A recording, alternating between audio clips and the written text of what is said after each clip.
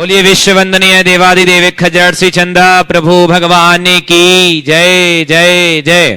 बोलिए परम पूज्य श्रमण संस्कृति उन्नायक आचार्य भगवंत गुरुवर श्री 108 विद्यासागर जी महाराज की जय जय जय।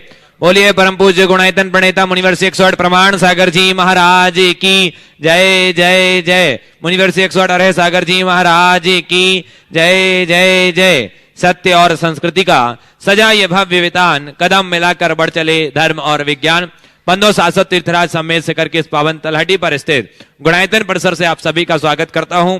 जैसे कि आपको विदित है, पूज्य गुरुदेव की अद्भुत परिकल्पना के माध्यम से न जाने कितने लोगों का कल्याण होगा और आने वाले समय में भविष्य की पीढ़ियों के मार्गदर्शक के रूप में होगा गुणायतन। मैं निवेदन कर रहा हूं, जो लोग घर बैठे देख रहे हैं, यदि आज तक आप गुणायतन से नहीं जुड़े हैं तो आज ही जुड़ जाइए, स्वयं जुड़िए, लोगों को जोड़िए। जो लोग उपस्थित हैं स्वयं जुड़ करके इस अनूठे कार्य में, एक स्वर्णिम इतिहास में अपना दान योगदान दें।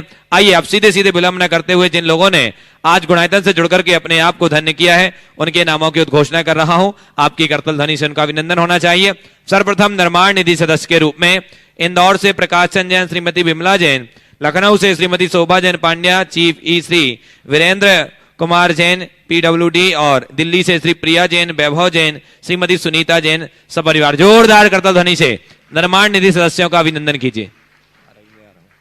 दूसरा निर्माण सारथी सदस्य अशोकनगर से सिंघई मोती चंद जैन, श्री राजेश जी, संदीप जी, मनन जी जैन, समस्त परिवार जोरदार करतल ध्वनि से अभिनंदन कीजिए। आइए ये परिवार हमारे बीच उपस्थित आ जाए। सिंघई मोती चंद जी, राजेश, संदीप जी, मनन जी, और इनके सम्मान के लिए बुला रहा हूं प्रकाश चंद जी सेठी साहब, वो सम्मान करेंगे प्रकाश चंद जी सेठी साहब। इसी कड़ी में सूत्रधार के रूप में जिन्होंने अपने आप को संबद्ध किया है, सागर से निर्माण निधि से सूत्रधार बने हैं चौधरी लक्ष्मी चंद जैन, श्रीमती कमला चौधरी, श्री अनिल चौधरी, श्रीमती ज्योति चौधरी, यश चौधरी, समस्त परिवार। आइए ये परिवार भी हमारे बीच उपस्थित हैं, वो भी आ जाएंगे और सम्मान को प्राप्त करेंगे। इनके सम्मान के लिए असित जी बेनड़ा कोलकाता से हैं, वो आए और ऐसे श्रावक सृष्टि का सम्मान करेंगे। आइए शीघ्रता से आए, चार लोग ही आए, ताकि असित अर्चना जी बेनाड़ा कोलकाता से हैं, वो सम्मान करेंगे चौधरी लक्ष्मी चंद जी का। श्रीमती कमला चौधरी जी हमारे बीच में, सिंघई मोती चंद जी, राजेश, संदीप, मनन जी हैं, इनका सम्मान हो रहा है। उसके बाद खड़े रहेंगे चौधरी लक्ष्मी चंद जी, कमला चौधरी, अनिल चौधरी, श्रीमती ज्योति चौधरी, यश चौधरी सागर से, उनका सम्मान असित अर्चना जी बेनाड़ा करेंगे। शीघ्रता से सम्मान करें ताकि विलंब ना हो और शंका समाधान से जुड़ सके। और इसी कड़ी में जो ऑनलाइन सूत्रधार स्तंभ के रूप में जुड़े हैं, उनका मैं नाम ले रहा हूं, फिर प्रत्यक्ष वालों का नाम लूंगा। बेलगाम से स्तंभ के रूप में श्रीमती तेजामती, अनिल कुमार, इंचल, सविता, सुधीर, माधुरी, विद्यासागर जी, आरती जी, हर्षवर्धन, अदिति, गौतम जी जैन, समस्त परिवार जोरदार करतल ध्वनि से अभिनंदन कीजिए। आइए बेनाड़ा जी, असित बेनाड़ा, अर्चना जी बेनाड़ा, वो सम्मान करें। लक्ष्मी चंद जी, श्रीमती कमला चौधरी जी का सम्मान हो रहा है। आइए इसी कड़ी में जिन्होंने सूत्रधार के रूप में अपने आप को जोड़ा है, होशंगाबाद से डॉक्टर प्रदीप कुमार जैन, श्रीमती साधना जैन, गौरव जैन, शैली जैन, मनोज जैन जी, सब परिवार जोरदार करतल ध्वनि से अभिनंदन कीजिए। ये परिवार भी हमारे बीच प्रत्यक्ष रूप से उपस्थित हैं, आए और इनके सम्मान कर लेने के लिए बुला रहा हूं शैलेंद्र जी, प्रशासक गुणायतन, मुख्य प्रशासक, वो आए। पचमढ़ी होशंगाबाद से हैं डॉक्टर प्रदीप कुमार जी, और वहां पर एक जिनालय बनाने का भी सौभाग्य अर्जित कर रहे हैं। एक बार जोरदार करतल ध्वनि से अभिनंदन कीजिए इस परिवार के लिए। डॉक्टर प्रदीप कुमार, साधना, गौरव, शैली, मनोज जी, इनका सम्मान हो रहा है। इसी कड़ी में जिन्होंने आज संस्थापक सदस्य के रूप में अपने आप को संबद्ध किया है, मैं उनके नाम की उद्घोषणा कर रहा हूं, आपकी करतल ध्वनि बजे। हैदराबाद से श्री रमेश जी काला, श्रीमती गुणमाला काला, अभिषेक कुमार, आशीष जी काला, समस्त काला परिवार जोरदार करतल ध्वनि से अभिनंदन। और उनके सम्मान के लिए बुला रहा हूं पीयूष जी, श्रोमणी संरक्षक गुणायतन कन्नौज से हमारे बीच में पीयूष जी आ जाएं, और वो रमेश काला जी, गुणमाला काला, अभिषेक और आशीष जी काला, समस्त परिवार का सम्मान करेंगे। आइए शीघ्रता से। इसी कड़ी में संस्थापक सदस्य के रूप में जुड़े हैं डॉक्टर सचिंद्र मोदी, श्रीमती सविता मोदी, आशुतोष जी, अमिताभ जी, डॉक्टर आकाश जी, अंकुर जी, आराधना जी जैन, तेंदुखेड़ा से जोरदार करतल ध्वनि से अभिनंदन। और इनके सम्मान के लिए जोरदार करतल ध्वनि से अभिनंदन कीजिए। आइए हमारे बीच में है श्री रमेश जी काला परिवार है क्या? हाँ, रमेश जी काला, गुणमाला काला, अभिषेक आशीष जी, और इनका सम्मान पीयूष जी जैन कर रहे हैं। इस ओर करें थोड़ा सा, हाँ, जोरदार करतल ध्वनि अभिनंदन कीजिए। आइए, डॉक्टर सचिन मोदी, सविता मोदी, आशुतोष जी, अमिताभ जी, डॉक्टर आकाश, अंकुर, आराधना जी तेंदुखेड़ा से, और इनके सम्मान के लिए आइए, और इनके सम्मान के लिए बुला रहा हूं श्री नेमी चंद जी, शमशाबाद गुणायतन ट्रस्टी, वो सम्मान करेंगे, प्राचार्य हैं, और साथ में सागर वाली बहन जी आ जाएं। हाँ, केसीएम परिवार, सागर वाली बहन जी, उनका नाम भूल रहे हैं, आ जाएं शीघ्रता से। आइए, हाँ साहब, नेमीचंद जी सम्मान कर रहे हैं शमशाबाद से, गुणायतन ट्रस्टी, जोरदार करतल ध्वनि से अभिनंदन कीजिए। और स्तंभ के से ट्रस्टी के रूप में जिन्होंने आज संबद्ध होकर के अपने आप का जोड़ा है, श्रीमती कृष्णाबाई जैन, धर्मपत्नी स्वर्गीय कन्हैया लाल जैन, ब्रह्मचारिणी उषा दीदी, श्री विनोद कुमार जैन, श्री दिनेश कुमार जैन, श्रीमती संध्या जैन, निष्कर्ष जैन, ताजपुर वाले समस्त परिवार सागर से, जोरदार करतल ध्वनि से अभिनंदन कीजिए। आइए, ये परिवार भी हमारे बीच उपस्थित है, और इनके सम्मान के लिए बुला रहा हूं श्री प्रकाश चंद जी, रांची से हमारे बीच में है। हाँ साहब, आदरणीय प्रकाश चंद जी रांची से वो सम्मान करेंगे। आइए, मंच से अपना स्थान ग्रहण करें। इस साइड मत आओ, लोगों से सीधे सीधे अपने स्थान पर रहें, ऐसे और ना आए कैमरा के बीच में। आइए, सम्मान हो रहा है कृष्णाबाई, धर्मपत्नी स्वर्गीय कन्हैया लाल जी, उषा दीदी, ब्रह्मचारिणी, विनोद कुमार जी, जैन समस्त परिवार। कहां साहब, करिए, प्रकाश चंद जी सम्मान करें, जोरदार करतल ध्वनि से इनका भी सम्मान कीजिए।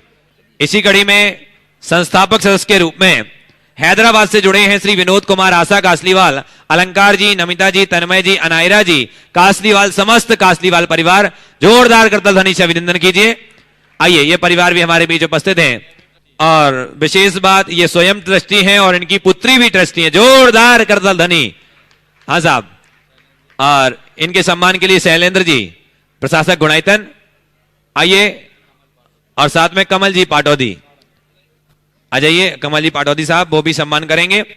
और अंतिम जो गुणायतन ट्रस्टी के रूप में आज जुड़े हैं और अपने आप का गौरव बढ़ाया है गुणायतन से जुड़ करके, हैदराबाद से श्री सुभाष जी लोहाड़े, श्रीमती छाया लोहाड़े, कमलेश जी, प्रक्षाल जी, तन्मय जी लोहाड़े, पूजा, राहुल काला, प्रतिमा, अमित सेठी, पल्लवी, अंकित पाटनी, समस्त परिवार, सुपुत्र जयचंद जी लोहाड़े, जो विनोद जी काला साहब गुणायतन के यशस्वी अध्यक्ष, उनके समधी साहब हैं, जोरदार करतल ध्वनि से इनका अभिनंदन कीजिए। आइए, सपरिवार निवेदन कर रहा हूं, और इनके सम्मान के लिए मैं बुला रहा हूं सिद्धार्थ जी, आ जाइए, सिद्धार्थ जी कासलीवाल, वो, और साथ में कमल जी आए और सम्मान करेंगे। एक बार पुनः सभी दानदाताओं के लिए आपकी तालियां बजें, करतल ध्वनि की गूंज होती रहे। और आइए, अब मैं सीधे सीधे शंका समाधान के सत्र से आपको जोड़ता हूं, और प्रथम प्रश्न के लिए लोहाड़े साहब प्रश्न रखेंगे, पहला प्रश्न, और आगे के संचालन के लिए आदरणीय पंडित सुदर्शन जी पिंडरई। महाराज जी के चरणों में कोटिश वंदन। मेरी शंका है कि शांति मंत्र अभिषेक अनादिकाल से होता आ रहा है, अब इसमें इस मंत्र में भक्तांबर के रुद्धि मंत्र को क्यों जोड़े जा रहे हैं, इसका महत्व क्या है? अगर हम शांति मंत्र करते हैं तो हम भी इसका ये उच्चारण करें क्या, रिद्धि अर्घ्य का?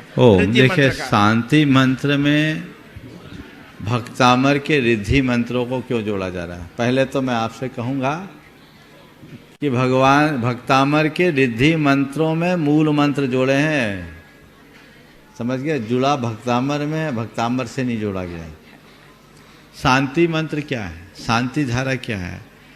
जगत शांति के द्वारा की भावना से किए गए मंत्रोच्चार पूर्वक होने वाले अभिषेक का नाम शांति धारा है।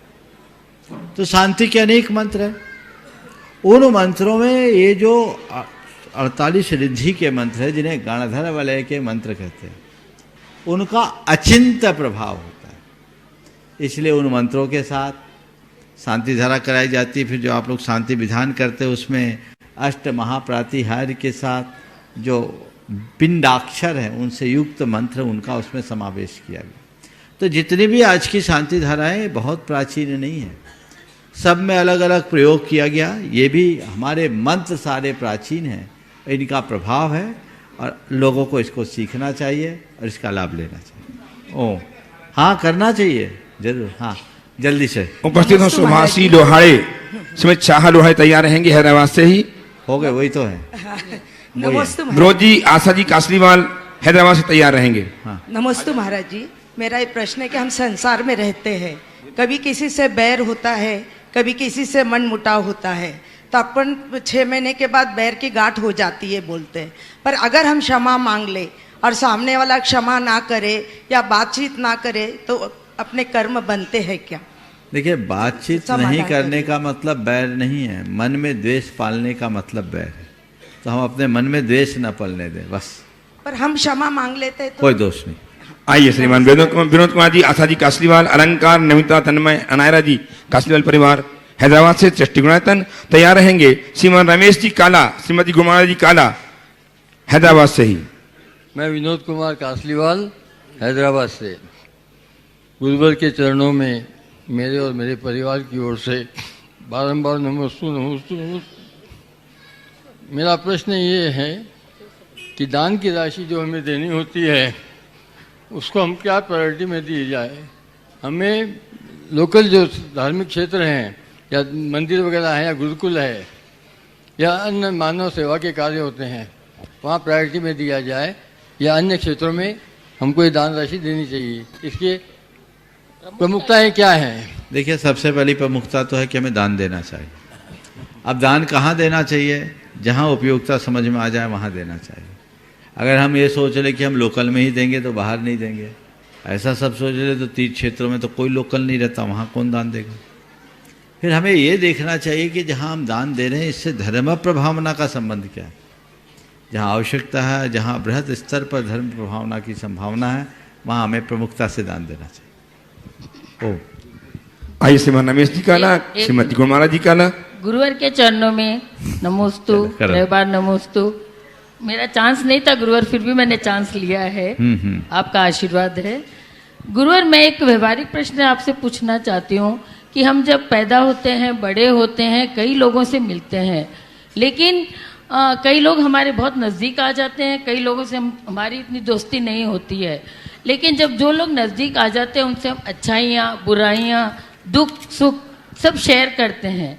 लेकिन मुझे कभी कभी ऐसा लगता है अपने ही आसपास के लोग आपकी उन्नति से, आपकी प्रगति से उतने खुश नहीं होते हैं, वो इतना अप्रिशिएट नहीं करते हैं आपको। तो मन में ऐसा भाव आता है कि सच में वो हमारे ही दोस्त हैं या हमारे ही जान पहचान वाले हैं या कर्म बंध की वजह से हम उनसे आज मिले हैं और उसी वजह से हम आज उनके साथ हैं। देखिए, संसार है ना, संसार को चलाना है। संसार कब चलेगा? जब चलाने के निमित्त मिलेंगे। और निमित्त क्या है? राग द्वेष है। तो राग द्वेष कहाँ से होगा? जब अपने ही के बीच होगा। जिनके बीच हम रहते हैं वे सब बीच रागी हो जाएं तो संसार कैसे बढ़ेगा? तो संसार बढ़ाने के निमित्त बनकर ये सब आते हैं, पर ज्ञानी इन्हें कर्म काटने का निमित्त बना लेता है। अगर हम उसमें क्षमता बन जाए, रखें, हम अपने आप को तटस्थ बना लें, हम उनसे अप्रभावित रहें, अपने अंदर सकारात्मकता रखें, तो हम उसे भी कर्म काटने का निमित्त बना सकते हैं। ओम नमस्ते। आइए श्रीमान रमेश जी, श्रीमती गुरुमाला जी काला हैदराबाद से ही तैयार रहें। डॉक्टर सविता जैन अपने भाई प्रदीप जी नाहर के साथ भोपाल से और भिलाई से। गुरुदेव के चरणों में बारंबार नमोस्तु नमोस्तु नमोस्तु। गुरुवर, शुरुआत हुई थी संस्कारों के सवालों से ही, तो मैं वहीं पे लेके चलती हूँ कि संस्कार हम बच्चों में एक से देते हैं। परिवार में सब बच्चों को एक से संस्कार देने के बावजूद भी वो अलग अलग कैसे हो जाते हैं? जैसे रावण और विभीषण एक ही घर के थे, कौरव पांडव उनके गुरु द्रोणाचार्य थे, लेकिन फिर भी उनके संस्कारों में इतनी विभिन्नता क्यों आई? क्या पूर्व जन्म के कर्मों के कारण या और कोई कारण? तो संस्कार की परिभाषा क्या है? देखिए, आपको अगर खेती का कोई अनुभव होगा, शायद नहीं होगा, लेकिन मैं बताता हूँ, समझ में आ जाएगी। जो लोग खेती करते हैं, एक ही बीज से पौधा तैयार होता है और उस पौधे में अनुभव तो होगा कुछ नहीं, तो चना के तो आप फलियां लेते ही हैं, अनेक फली निकलती है, दाने होते हैं, बीज होते हैं, पर कोई कोई दाना तो बहुत पुष्ट होता है और कोई कोई दाना एकदम पुचका होता है, एकदम पतला होता है, छीन होता है। उसी मिट्टी में, उसी पेड़ से, उसी खाद पानी से उगा हुआ वो बीज जी छीन क्यों हो गया? एक सवाल है। उसी मिट्टी में, उसी बीज से, उसी खाद पानी में उगा हुआ वो बीज छीन हो गया, क्यों? इसमें दो कारण। निमित्त पहला, कोई बीज अगर दब जाए तो पुचक जाता है। कभी कभी बारिश के कारण कोई डंठल नीचे आ जाए, उसे पर्याप्त रस नहीं मिलता तो वो पुचक जाता है, या ऐसे कोई और कारण आ जाते हैं। तो एक से संस्कार देने के बाद भी यदि किसी को विपरीत संगति मिलकर निमित्त मिल जाता है तो उसका जीवन बिगड़ जाता है। तो संस्कार के साथ हमें संगति का भी ख्याल रखना चाहिए। उपस्थित हैं डॉक्टर सविता जी भोपाल से अपने भाई प्रदीप जी नाहर भिलाई से, इनके साथ इनका एक प्रश्न प्रस्तुत करें। उसके पूर्व उनका सम्मान करने के लिए मैं आमंत्रित कर रहा हूं श्रीमान श्रीमती लता जी गंगवाल, मंत्री गुणायतन, और शिक्षा से आए। तालियां आपकी भी लगातार बजते हैं। ट्रस्टी हैं गुणायतन, गौरव हैं। इन गौरव पुत्रों का हमें सम्मान निरंतर करते रहना चाहिए। और प्रश्न करें श्रीमान प्रदीप जी नाहर, तैयार रहेंगे? सविता जी, हाँ। श्रीमद कृष्णाबाई जी धर्मपति, स्वर्गीय कन्हैयालाल जी, उषा दीदी, विनोद कुमार जी, दिनेश कुमार जी, संध्या जी, निष्कर्ष जैन, ताजपुर वाले सागर परिवार उपस्थित हो। शिक्षा से मंच के पास हट जाए। ताजपुर परिवार, हाँ, सागर, सवाल कीजिए। मुनि श्री के चरणों में शत नमन। मैं प्रदीप नाहर पनाह, प्रशासनिक प्रकोष्ठ प्रभारी, जैन मिलन भिलाई, भाई डॉक्टर सविता जैन भोपाल। एक गूढ़ प्रश्न मेरे मन में काफी समय से है। धार्मिक अनुष्ठान में बोली के माध्यम से रकम की व्यवस्था अक्सर की जाती है। बोली की जगह सर्वहारा वर्ग की सहभागिता के लिए यदि लॉटरी कूपन के माध्यम से हर वर्ग का सहयोग कम से कम निर्धारित राशि पर लिया जावे तो इस विकल्प को किस प्रकार से व्यवहारिक रूप में लाया जा सकता है, साथ ही आर्थिक रूप से कमजोर को मानसिक आघात से भी बचाया जा सके। देखिए, आपने जो सवाल किया इस आशय का सवाल कल भी आया था, आपने उसे थोड़ी सी दिशा दूसरी दी। देखिए, सबसे पहले तो हमें ये देखना है कि हमारे जितने भी धार्मिक अनुष्ठान हैं, आयोजन है, वो व्यय साध्य होते हैं, उसमें पैसे लगते, खर्चे लगते। अब आयोजकों के सामने सबसे बड़ी समस्या होती है कि ये खर्चे निकालेंगे कैसे। खर्चे जो उसमें भागीदारी रख रहे हैं उन्हीं से निकलेगा।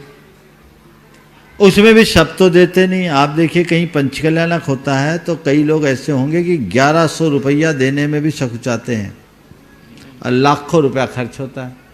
आप गांव में चंदा करने का अगर अनुभव किए होंगे तो ऐसा होगा। एक जगह पंचकल्याणक था, एक भाई ने मात्र 11 रुपये दिए और दे सकता था 11 लाख, पर दिया 11 रुपये। तो 11 लाख देने में समर्थ आदमी 11 रुपया दिया था। होते सबके अपने अपने विचारधारा, किसी को बाध्य तो नहीं कर सकते। तो आयोजकों के सामने एक बड़ी समस्या है, खर्च कैसे निकालें। तो खर्च निकालने के लिए एक माध्यम है, जो खास खास पात्र होते हैं उनके निमित्त हो जाए। अब खास पात्रों को आपने लॉटरी सिस्टम से, अन्य किसी सिस्टम से निकाल दिया तो अब कई बार अपेक्षित राशि आने में कठिनाई होती है।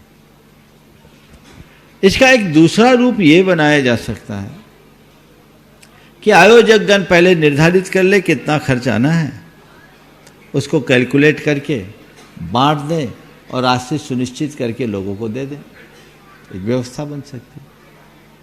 जहां तक वो लोग जो इसमें भागीदार होने से वंचित हो जाते हैं, उन्हें मायूस होने की जरूरत नहीं, उन्हें और ज़्यादा हर्षित होना चाहिए और दूसरे लोगों की अनुमोदना करनी चाहिए कि ये आज आगे बढ़े हैं तो हमें इसमें भाग लेने का अवसर मिल रहा है। कुछ ही लोगों के लिए बोलियां लगती है, बाकी के लिए तो नहीं लगती। तो हम आगे आकर के ही पूजा करें तो हम लाभ मिलेगा ऐसा तो नहीं है। हम पीछे रह कर के भी कर सकते हैं।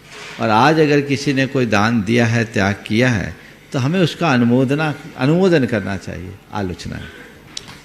उपस्थित पिछले 20 वर्षों के अथक प्रयास के बाद भिलाई नगर सेक्टर 6 में 10 वर्ष से ये व्यवस्था चल रही है कि जो पर्यूषण पर पे खर्च होता था वो खर्च बोली के माध्यम से कम आता था और लॉटरी के कूपन के माध्यम से आज अधिक आ रहा है। आप ये बोल रहे हैं, हमने तो कई बड़े बड़े पंचकल्याणक बिना बोलियों के कर दिए हैं और हमारे सारे आयोजन बिना बोलियों के होते हैं। आपको पता है हमारे चातुर्मास कलश की कभी स्थापना में बोली देखी?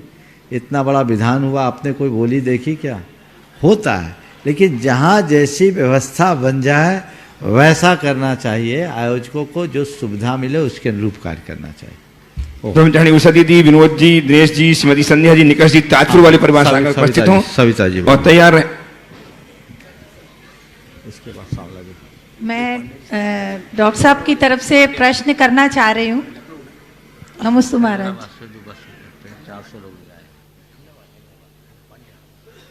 मैं डॉक्टर अशोक जैन, मेरे श्रीमान जी की तरफ से प्रश्न है। हाँ बोलिए।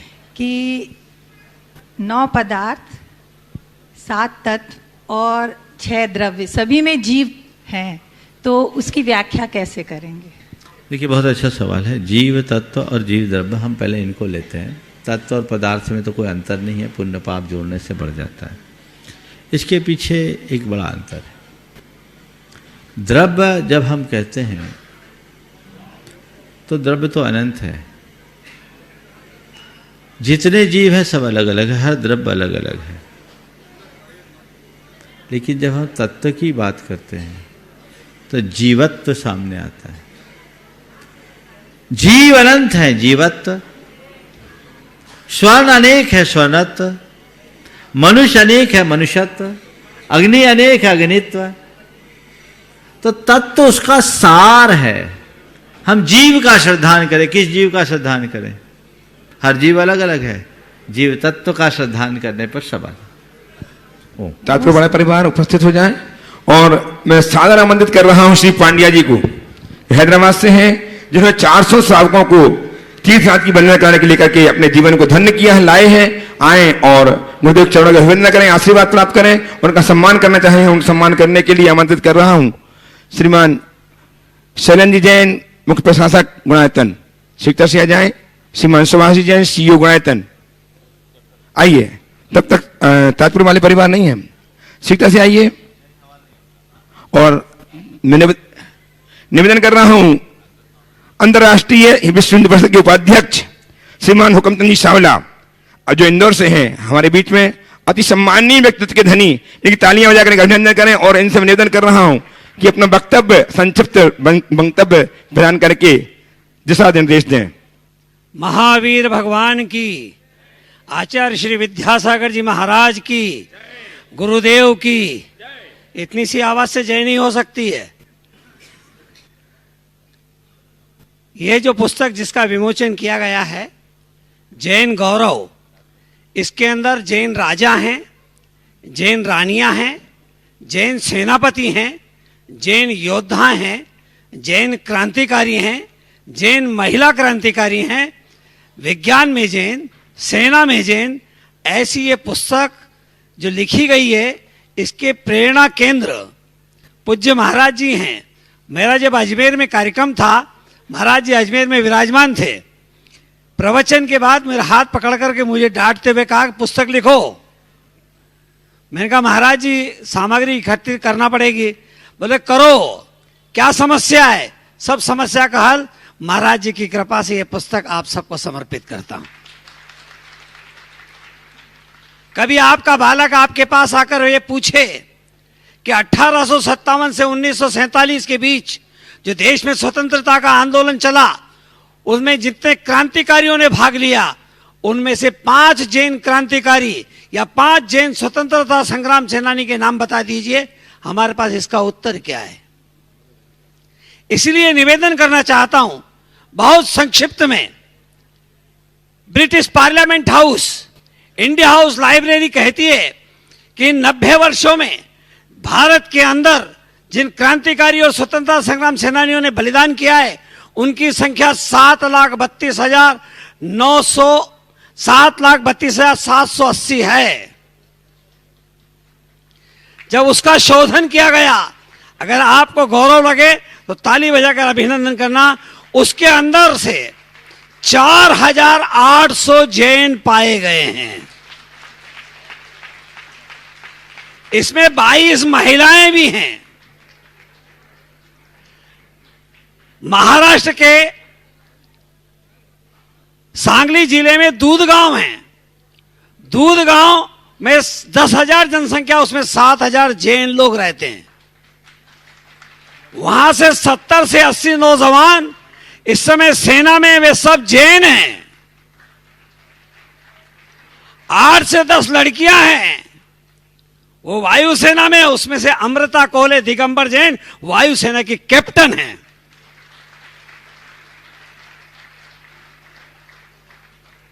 इस प्रकार का संयोग आज हमें दिखाई देता है कि हम विज्ञान में, हम सेना में, हम क्रांति में, हम योद्धा के रूप में हम सब दिखाई देते हैं। मैं आपसे एक प्रश्न पूछना चाहता हूं, क्या जैन दर्शन ये जातिवाचक है कि गुणवाचक है? जोर से बोलो। गुणवाचक है, अर्थात जातिवाचक तो नहीं है ना। तो मैं आपसे पूछना चाहता हूं, भगवान चोईस तीर्थंकर ये क्षत्रिय थे कि वैश्य थे? तो हम बनिए कब बन गए? वो हमारे आराध्य हैं, जिनकी हम आराधना करते हैं, वे क्षत्रिय हैं, हम उनके वंशज हैं, वो हमारे पूर्वज हैं। हम बनिए कब बन गए? बनिया तो एक कर्म है। हम सब वीरों के संतान हैं, हम क्षत्रियों के संतान हैं। इस तेजस्विता को धारण करना चाहिए। आज चाहे किसी भी पार्टी की सरकार हो, वह जेएनयू को गुलाब जामुन समझते हैं। सबसे अधिक इनकम टैक्स देने वाला समाज, सबसे अधिक दान देने वाला समाज, सबसे अधिक प्रकल्प चलाने वाला समाज, सबसे अधिक गौशाला चलाने वाला समाज, उनको जब भाषण होते हैं इन राजनेताओं, तो वो कहते हैं ये बनिए चोर हैं। और हम स्वाभिमानहीन होकर वहां से उठकर चले आते हैं। जिस दिन जैन समाज खड़ा होकर प्रत्युत्तर देगा, उस दिन से विजय का क्रम प्रारंभ हो जाएगा। मेरी इतनी ही प्रार्थना है। सबको जय जिनेंद्र। अति सुंदर, अति सुंदर, बहुत बढ़िया, आपने जज्बा भर दिया। कल हम पुनः सुनेंगे सावला जी को, कल सावला जी रुकेंगे, हम सुनेंगे। और पांड्या जी, हैदराबाद से पांड्या जी उपस्थित हो। एक मिनट मैं बोलना चाहूँगा। अभी हुकुमचंद जी को आप सब सुन रहे थे, अभी तो इनका गला भी गर्म नहीं हुआ होगा। सावला जी इधर आ जाओ। ये बड़े प्रखर वक्ता और हमारे समाज के बड़े सशक्त सिपाही हैं। ये हमारे समाज के गौरव है। पिछले अनेक वर्षों से हम लोगों से जुड़े हुए, और आज इनकी ये जो कृति है जैन गौरव, मैं कहूँगा हर व्यक्ति के पास पहुँचनी चाहिए। ये यहाँ तो शायद उपलब्ध नहीं होगी। क्यों, यहाँ स्टॉल पे उपलब्ध है? हाँ, यहाँ कितनी है? 100-125 है। यहाँ से आप ले जाए। लेकिन मैं कहूँगा पंचबाल यति मंदिर इंदौर, जहाँ से संस्कार सागर छपता है, आपको यूट्यूब में इसका पूरा डिटेल होगा, ऑनलाइन होगा। जितने लोग इस कार्यक्रम को देख और सुन रहे हैं, इसकी प्रतियां मंगाएं। एक नहीं, एक एक व्यक्ति 10-10 प्रतियां मंगाए और लोगों तक इसे पहुंचाएं, ताकि बहुत अच्छा, ये संस्कार सागर में इधर से दिखा रहा था, और ये जैन गौरव है। इसकी कृतियां लोगों के बीच अधिक से अधिक होनी चाहिए। और आप इसे खुद पढ़ें, केवल किताब मंगाए नहीं। आपको पता चलेगा कि आखिर जैनियों का इतिहास कितना गौरवपूर्ण रहा है। आज विडंबना है कि आज जैन सब प्रकार से सक्षम होने के बाद भी बड़ी दीनहीन अवस्था को प्राप्त कर रहे हैं। ये पुस्तक आपके स्वाभिमान को जगाएगी, आपके गौरव को बढ़ाएगी, और आपको कुछ अच्छा करने के लिए उत्प्रेरित करेगी। बहुत बहुत आज हमारे बीच में विद्युत जगत का अनुपम वैशिष्ट प्राप्त श्रीमान शीतल प्रसाद जी, डॉक्टर शीतल प्रसाद जी हमारे बीच में हैं। आए गुरुदेव चरणों के अभिवंदन करें, आशीर्वाद प्राप्त करें, और इनका सम्मान करके गौयातन अपने गौरव को संबोधित करेगा। गौयातन के मुख्य प्रशासक श्रीमान शैलन जी जैन, उनका सम्मान करके गौरव को संवर्धित करेंगे। आपकी तालियां लगातार बजते हैं। ऐसे अनुपम विशिष्टता को प्राप्त प्राचार्य हैं, जिन्होंने बहुत सारे छात्रों को प्रतिष्ठाचार, विधानाचार, विद्वान आदि बना करके जैन जगत का उद्धार किया है। तालियां लगातार बजती हैं आपकी। और डॉक्टर सचिन जी तेंदुखेड़ा हमारे बीच में वो भी उपस्थित हैं। वे भी आए, गुरुदेव चरणों का अभिवंदना करें, आशीर्वाद प्राप्त करें। पूज्य मुनिश्री के चरणों में त्रिवार नमस्तु करता हुआ, पूज्य मुनिश्री, मेरे सामने बहुत बड़ी एक समस्या रहती है, उस समस्या का निदान करें आप। कि हम विद्यार्थियों को तैयार करते हैं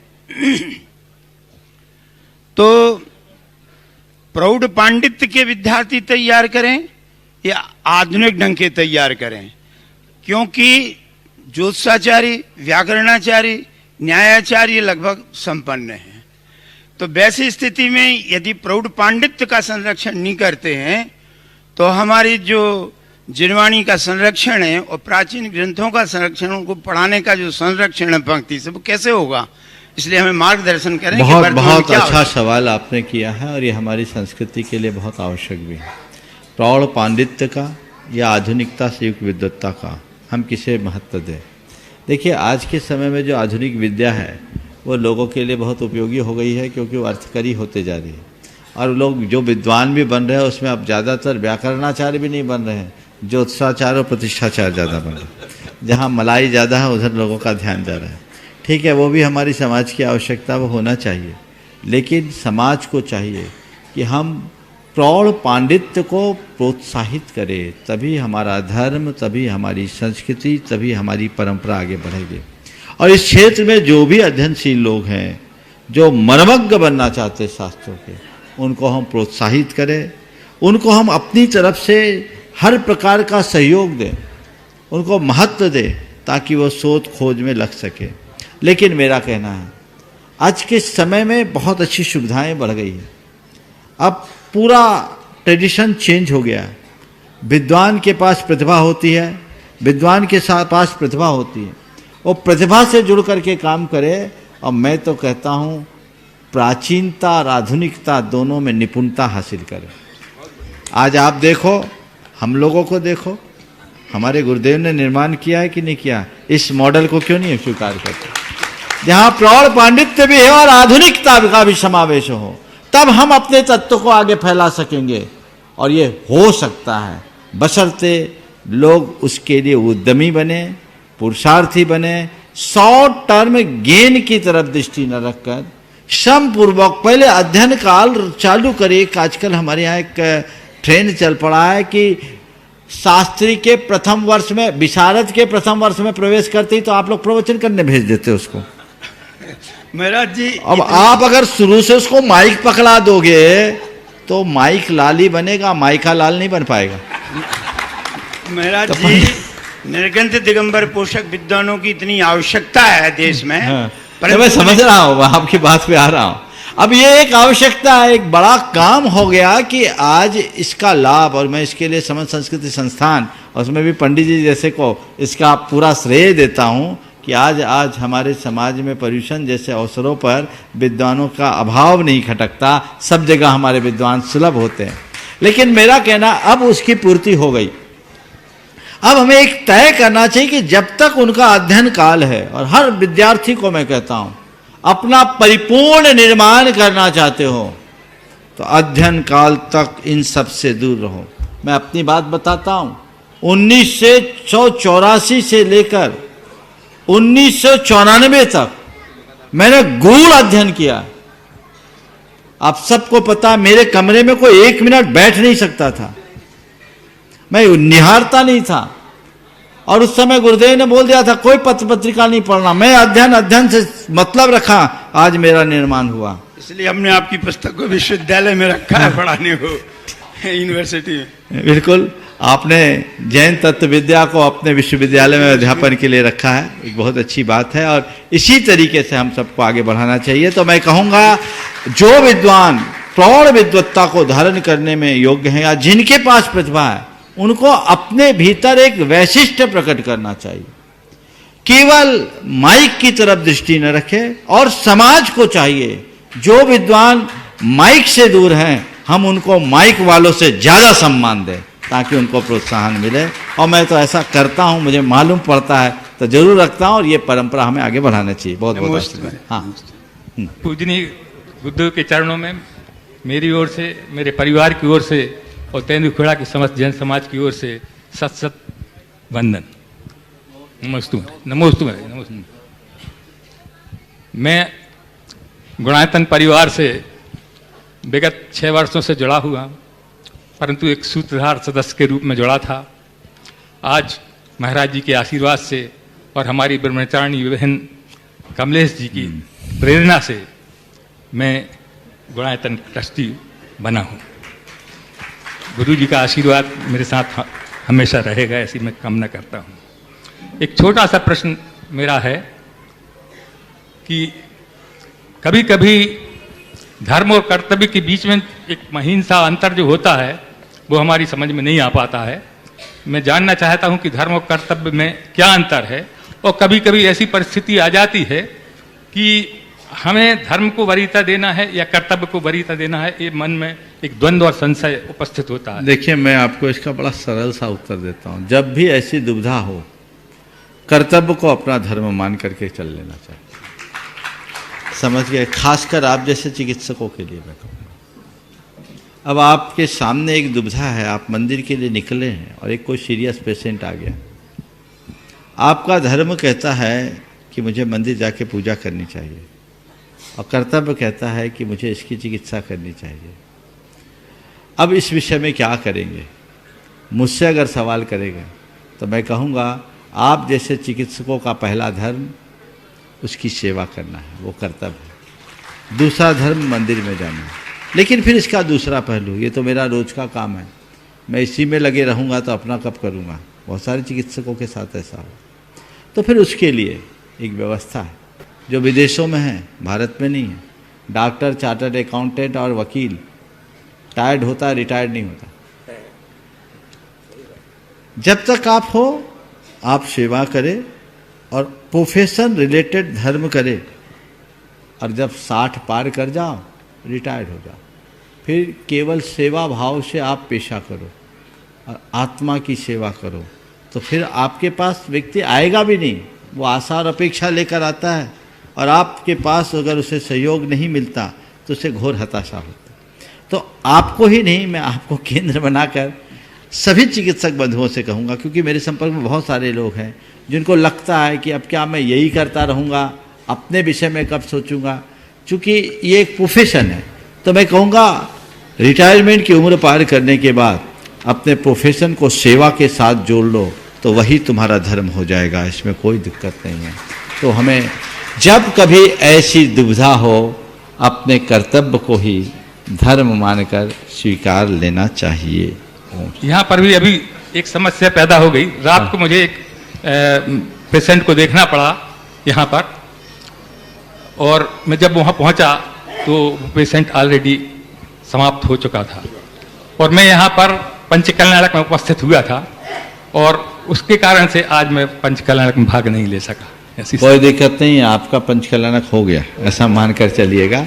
और मैं टोडरमल जी का जो उदाहरण सुनाता हूँ, शायद आपने सुना होगा, स्मरण में होगा, आज समय नहीं है इसलिए मैं उसके विषय में नहीं करूँगा। लेकिन ये भी एक पंचकल्याणक का पाठ है। आपका अर्घ अपने हिसाब से चढ़ गया, कृत कारित अनुमोदन, हमें तीनों देखना चाहिए, और ऐसे अवसरों पर हमें जरूर।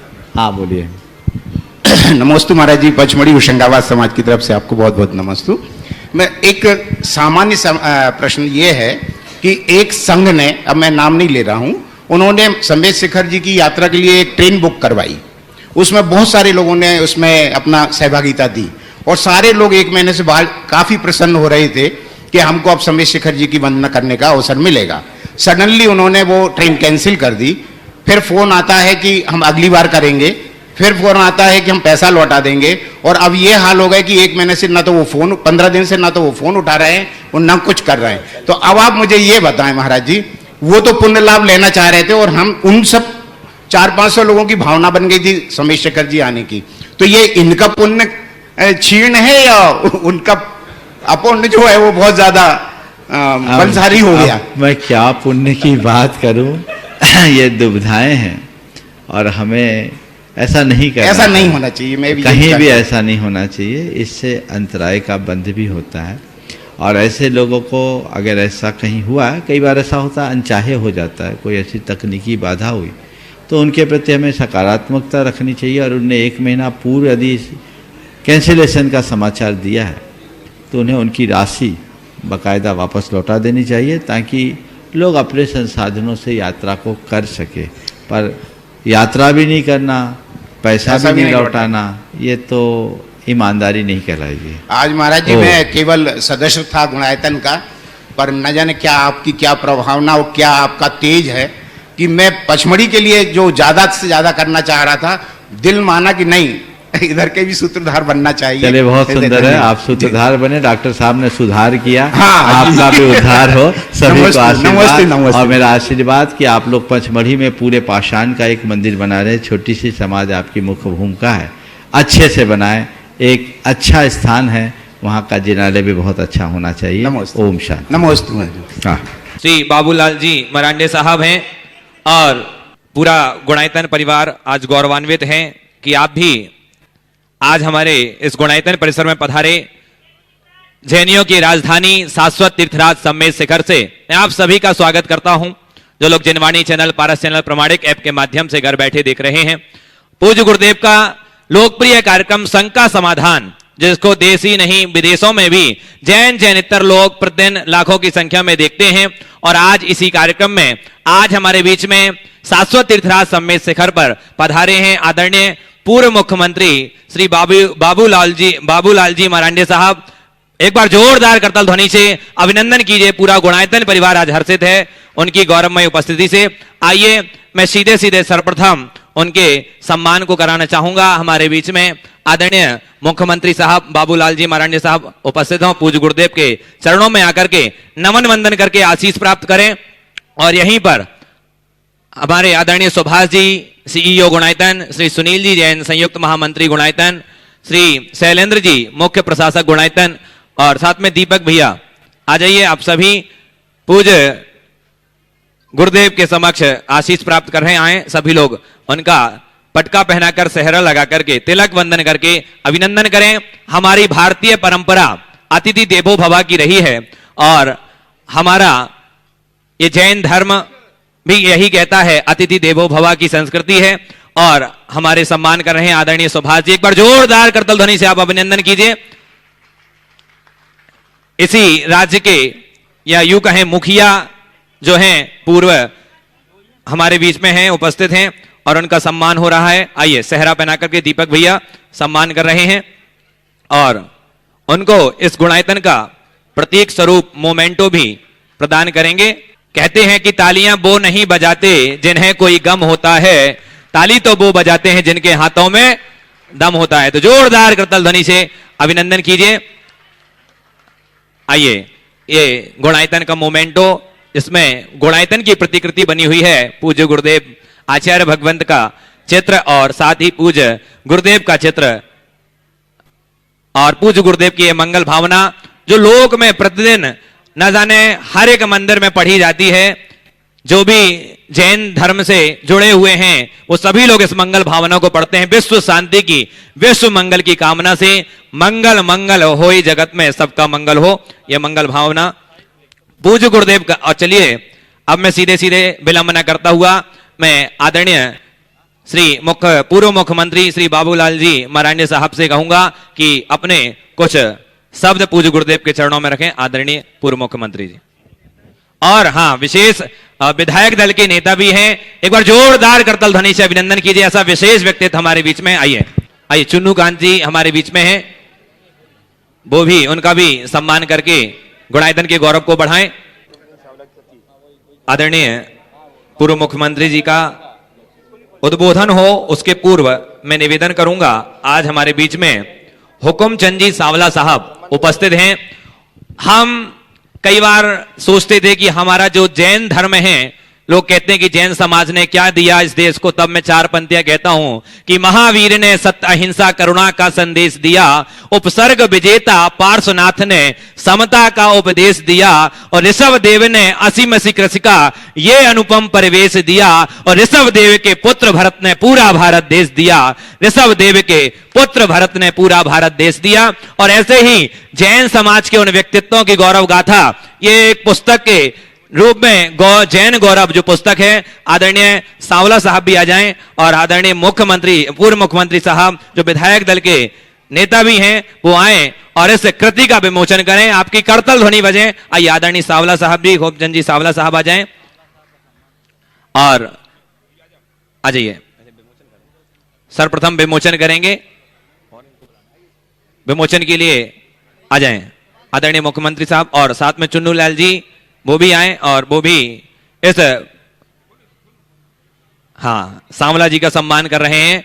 हमारे सुभाष जी जैन सीईओ गुणायतन। चलिए आइए, अब जैन गौरव कृति का विमोचन हो रहा है। जोरदार करतल ध्वनि आपकी बजनी चाहिए। और इस जैन गौरव जो पुस्तिका है, इसके माध्यम से आप जान पाएंगे उन व्यक्तित्वों की गौरव गाथा को जिन्होंने, यह है जैन गौरव गाथा जो आप देख रहे हैं, जैन गौरव जो पुस्तिका है, इन्होंने कोरोना काल के समय अथक प्रयासों से सदुपयोग करते हुए इनका संकलन किया। आखिर कौन कौन ऐसे जैन व्यक्तित्व था, और पूज्य गुरुदेव की प्रेरणा से उसमें पूज्य गुरुदेव का भी आशीर्वाद का एक पृष्ठ लिखा हुआ है। तो पूज्य गुरुदेव की प्रेरणा से उन्होंने सराहनीय कार्य किया। एक बार जोरदार करतल ध्वनि से अभिनंदन कीजिए सांवला साहब का।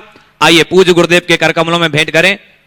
निवेदन करूंगा, पूज्य गुरुदेव का साहित्य अक्सर मैं आपको बताऊं मुख्यमंत्री साहब कि पूज्य गुरुदेव हमेशा प्रवचनों की शुरुआत 4 बातों से करते हैं, और वो 4 बातें 4 दिन की जिंदगी में 4 चांद लगाने वाली होती हैं। और ऐसे साहित्य को भेंट करने के लिए पूज्य गुरुदेव साहित्य भेंट कर रहे हैं। आदरणीय बाबूलाल जी साहब उनको साहित्य भेंट कर रहे हैं। एक बार जोरदार करतल ध्वनि से अभिनंदन कीजिए। आइए अब मैं बिना किसी विलंब के सीधे सीधे आमंत्रित कर रहा हूं आदरणीय पूर्व मुख्यमंत्री विधायक दल के नेता झारखंड राज्य के आदरणीय बाबूलाल जी मरांडे साहब। आज वास्तव में हमारे लिए बड़ी, क्या कहते हैं, जीवन में कुछ कुछ क्षण बड़ा पल या खुशी का होता है।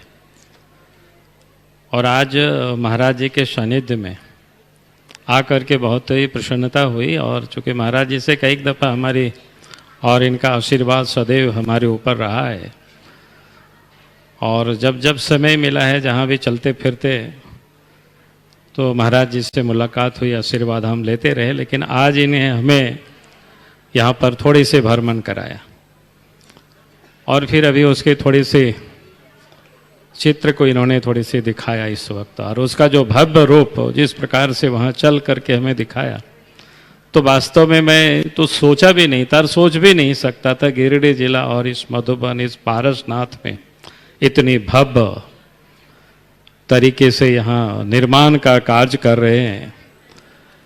और उस निर्माण की जो प्रारूप इन्होंने चल करके और एक एक चीज़ों के वर्णन करके, तो जैसे लग रहा था कि कोई महात्मा नहीं बल्कि कोई साइंटिस्ट, कोई इंजीनियर हमें इस प्रकार से बता रहे थे।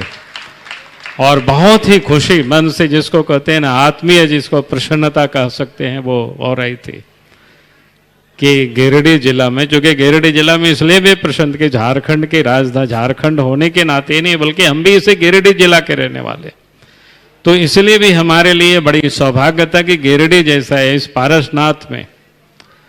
और महाराज जी के ये प्रयास थे और इनकी जो कल्पना कि दुनिया में इस प्रकार की न बने, जिसको कह सकते हैं कि अद्वितीय, और उनको यहाँ पर बनाने का जो इन्होंने संकल्प किया, वो भी मैंने पूछ बैठा अंत में कि कब तक महाराज जी पूरी होगी। तो इन्होंने तो इतनी जल्दी और समय बताया कि अगले 2022 में कल संकल्प है इसको पूरा करने का।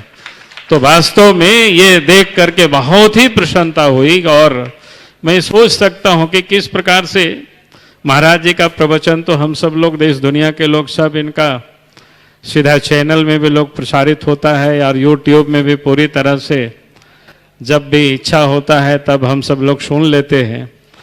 लेकिन जैसे आज जो कल्पना इन्होंने यहाँ पर धरती पर, जिसको कहते हैं ना, उतार रहे हैं, वो वास्तव में अद्भुत है। उसके जितने भी प्रशंसा की जाए वो कम है।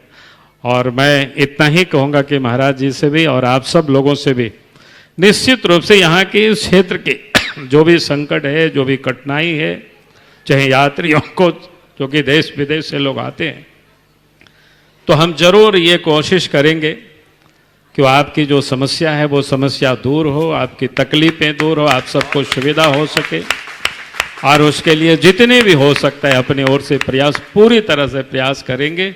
और चूँकि कोई कोई जगह, और मैं कहता हूँ कि झारखंड में शायद यही एक ऐसा जगह है जो देश विदेश में इसकी ख्याति एक बहुत बड़ी है, लेकिन इसको उस रूप में अभी तक स्वरूप को हम सब लोगों ने दे नहीं पाया। उसके बाद भी महाराज जी ने हमें बताया कि हमारी इच्छा है कि यहाँ पर एक विश्वविद्यालय भी बने, उसमें आपका साथ और सहयोग चाहिए। तो हमने महाराज जी से जरूर कहा है कि हम जरूर अपने ओर से आपकी जो संकल्प है उसमें जितना हमारी ओर से बनेगा ही नहीं, बल्कि हम पूरी तरह से कोशिश करेंगे, और आपने वो संकल्प किया है तो वो संकल्प जरूर पूरी होगी, उसमें हम अपने ओर से साथ देंगे। इन्हीं शब्दों के साथ फिर से महाराज जी के चरणों में अपने आप को आशीर्वाद लेता हूँ। बहुत बहुत धन्यवाद। आइए, और गागर में सागर बनने वाली बात, कम शब्दों में उन्होंने अपनी पूरी बात रख दी। निश्चित ही आप जो हमारा जैनियों का ही नहीं पूरा विश्व का एक आस्था का केंद्र है। आइए चलते हैं सीधे पूज्य गुरुदेव के चरणों में निवेदन करते हैं कि गुरुदेव अपने मुखारविंद से आशीष प्राप्त।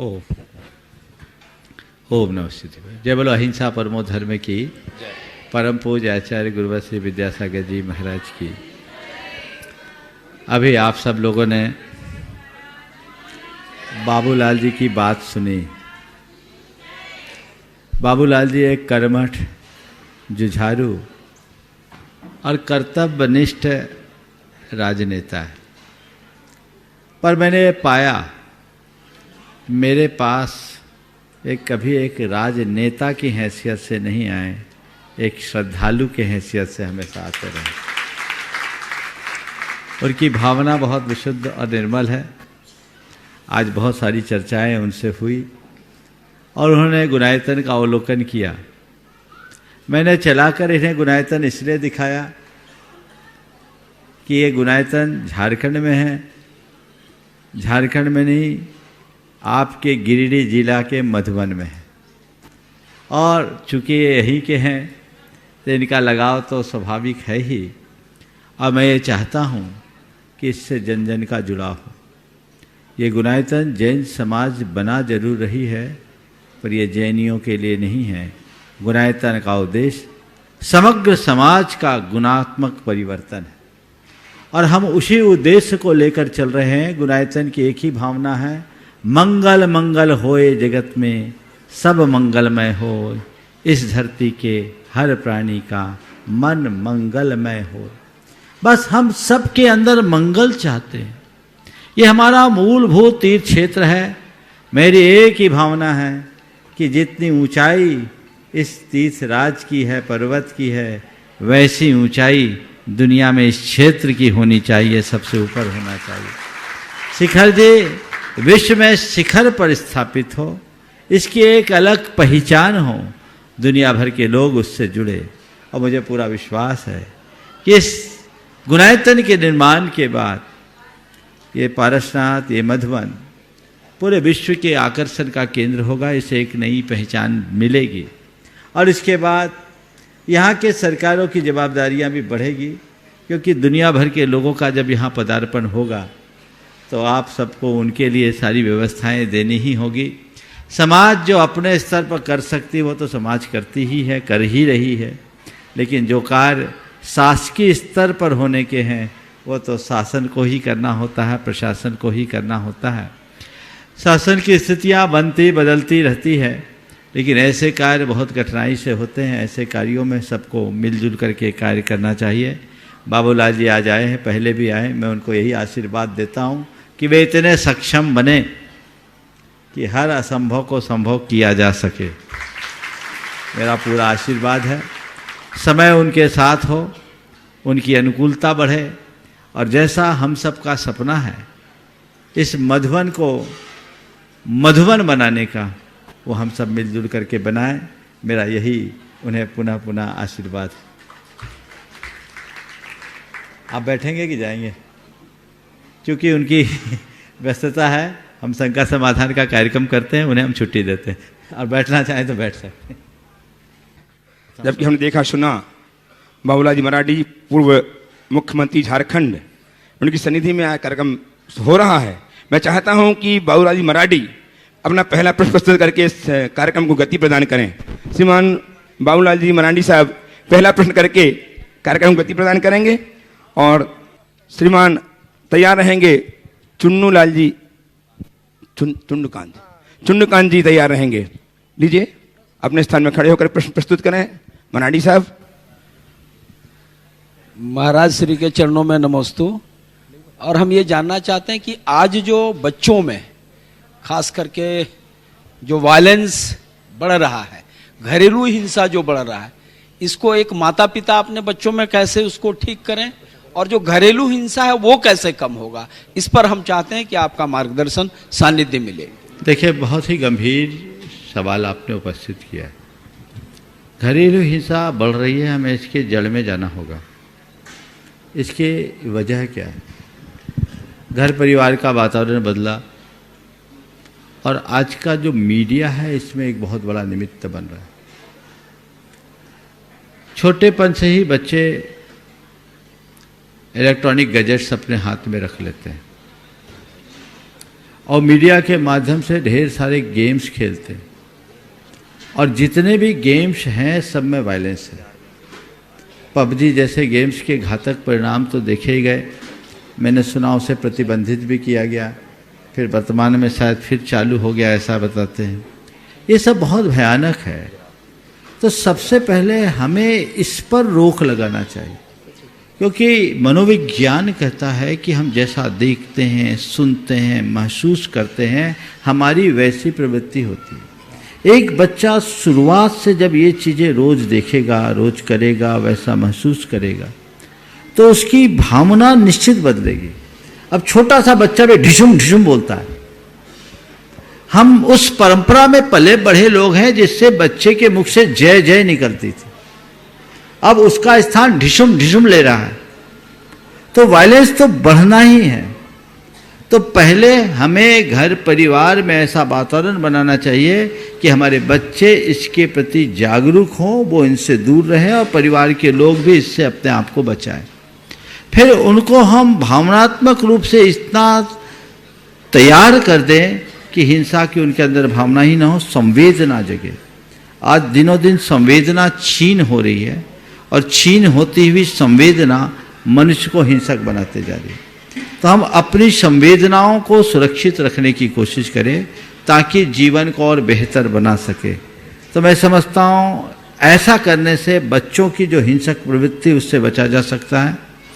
और परिवार में जो हिंसा का वातावरण है उसकी मूल वजह है असहिष्णुता। हमें सहनशील बनने की सीख मिलनी चाहिए।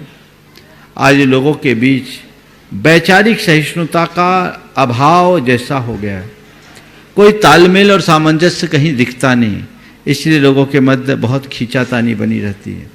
हमें उसका पाठ पढ़ाना चाहिए और आध्यात्मिक प्रशिक्षण मिलना चाहिए। विडंबना यह है कि हमारे यहाँ सारी व्यवस्थाएं हैं लेकिन किसी प्रकार की आध्यात्मिक प्रशिक्षण की कोई व्यवस्था नहीं है, इसलिए ये सारी गड़बड़ियाँ होती हैं। यदि हमने इस तरफ ध्यान दिया जरूर उसके अच्छे परिणाम आए। शरत कुमार जी भक्त पत्रकार गिरडी। भक्त नहीं, भगत। महाराज जी के चरणों में अपने मस्तक को रखते हुए, अपना मधुबन अहिंसा का पावन भूमि है, उसके बावजूद पूरे मधुबन में और इस क्षेत्र में लगातार हिंसा जारी है। इसका क्या उपाय होगा कि इस क्षेत्र से हिंसा समाप्त हो जाए?